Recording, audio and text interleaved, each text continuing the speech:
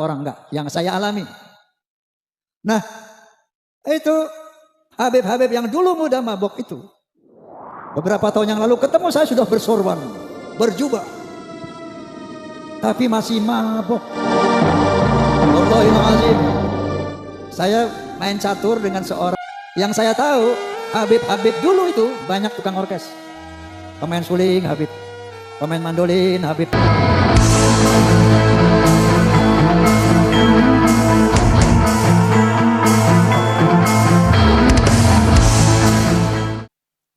Baik, tadi sudah begitu jelas dan gamblang tujuan didirikannya PWI, dan saya rasa umat Islam bahkan bangsa Indonesia wajib mendukung PWI. Setuju?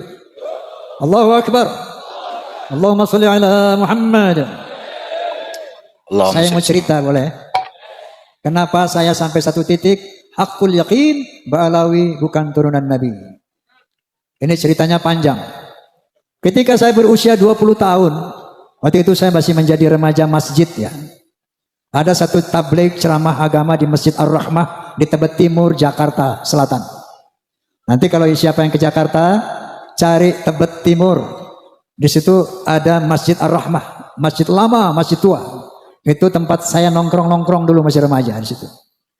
Nah, ketika ada sebuah ceramah agama di sana, adalah seorang Habib tabligh dan saya mewakili pemuda masjid waktu itu. Tabligh ini, Habib ini bilang begini, "Hei, kalau ada seorang Habib, anak Habib, dia mabuk-mabukan, dia berzina, dia berjudi, dia mencuri, jangan kata apa-apa." Ini orang Betawi nih Habibnya nih. Ojo muni apa-apa.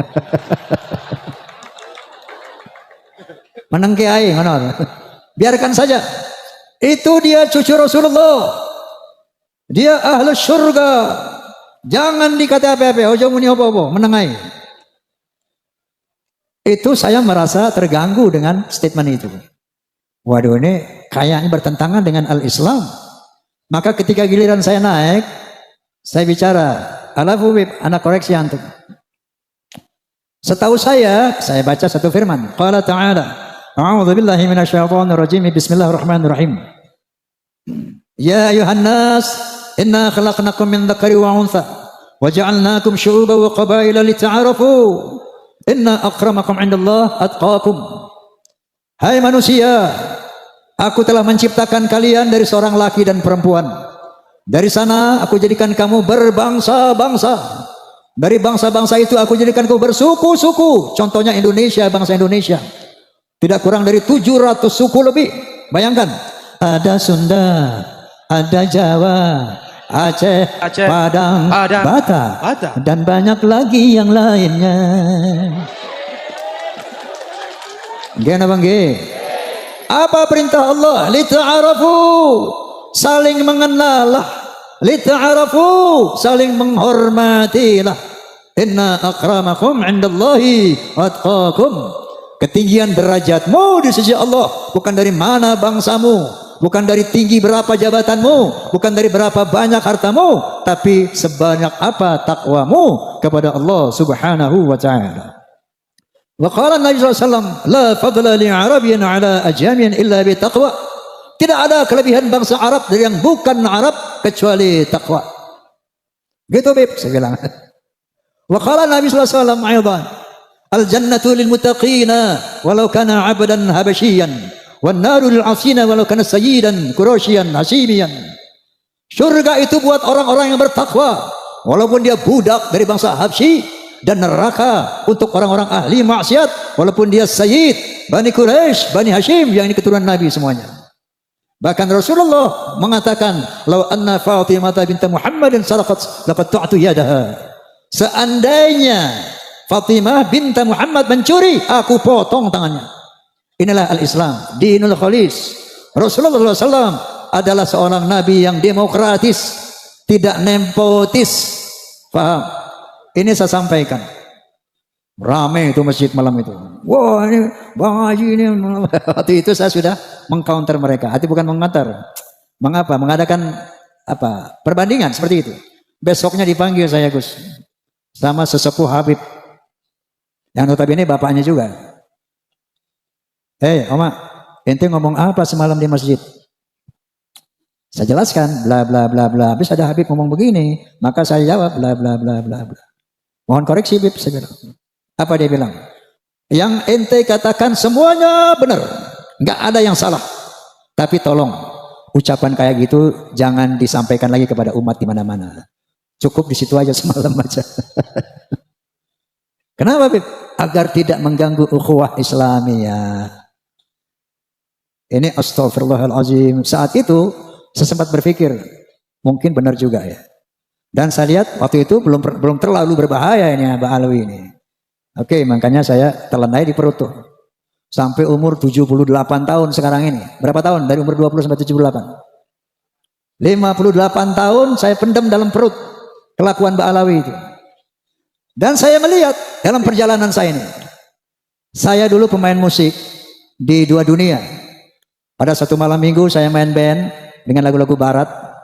Dan pada malam minggu lain saya nyanyi lagu-lagu orkes Melayu dengan lagu India. Tumpasai kayak gitu. Jadi yang saya tahu Habib dulu itu banyak tukang orkes. Pemain suling Habib, pemain mandolin Habib, pemain gitar Habib. Yang joget Habib juga. Pada mabuk. Joget mabuk. Ini gue cerita pengalaman, Beb. Pengalaman saya nggak mau kata orang enggak, yang saya alami.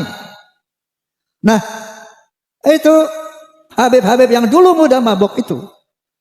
Beberapa tahun yang lalu ketemu saya sudah bersorban, berjubah. Tapi masih mabuk. Wallahil azim. Tidak kata orang, ini semua yang ceritakan pengalaman saya. Pengalaman saya sendiri. Ente keren banget, Wi. Namanya ujungnya Wi, nggak usah saya bilangin nama siapa. Wi, lo jadi ulama, Wi? Iya biasa dah. Kok mulut lo bau minuman sih, Wi? Emang apa? Gua minum masuk aja jadi air putih. Pengalaman saya dengan Habib ini. Satu saat ini memang teman saya Habib melulu zaman muda itu. Ya, saya main catur dengan seorang anak Habib yang diyakini waliullah. Bapaknya ini Habib Anu, nggak perlu saya sebut namanya, tapi populer di kalangan Habib.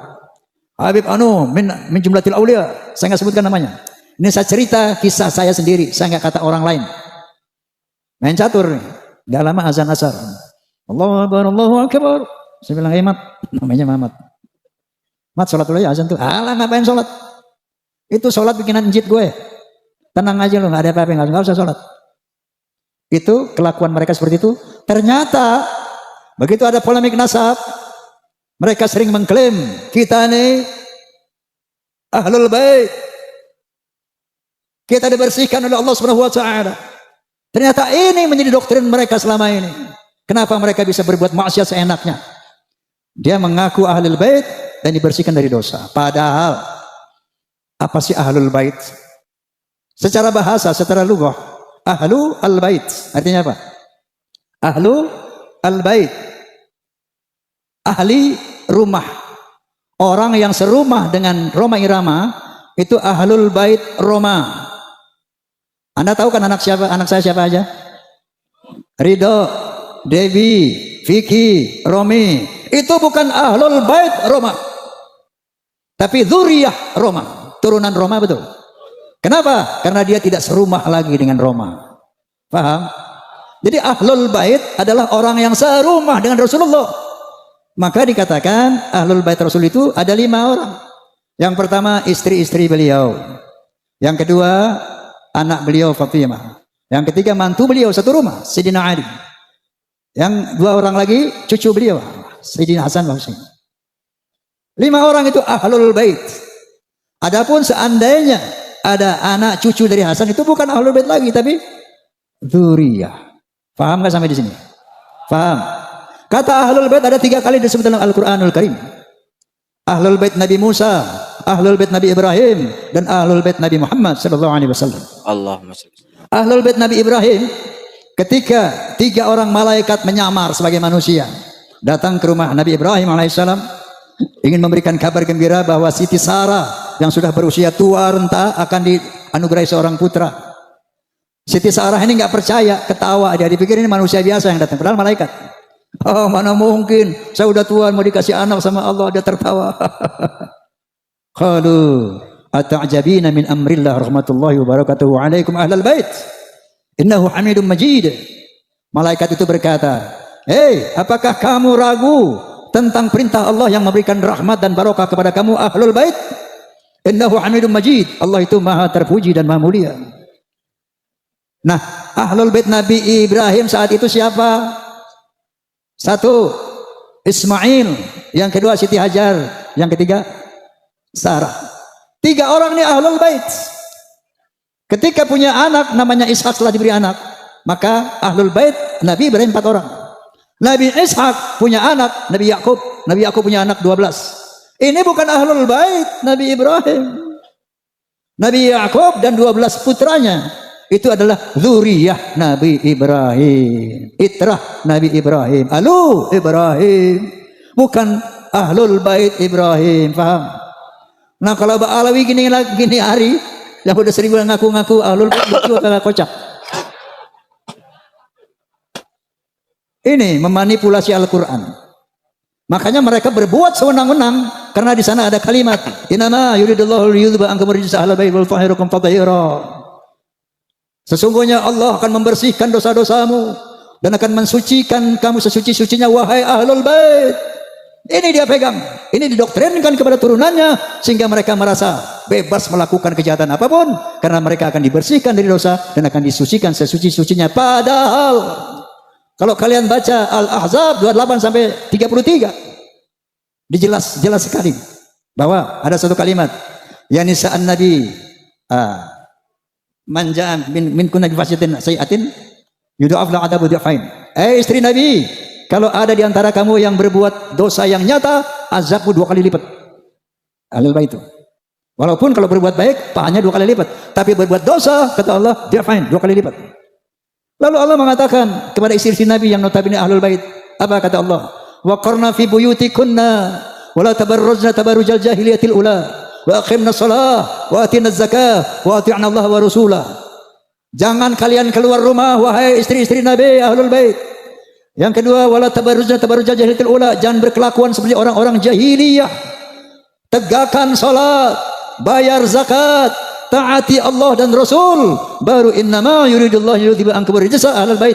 Baru aku bersihkan kamu dari dosamu dan aku bersihkan kamu sesuci-sucinya. Paham?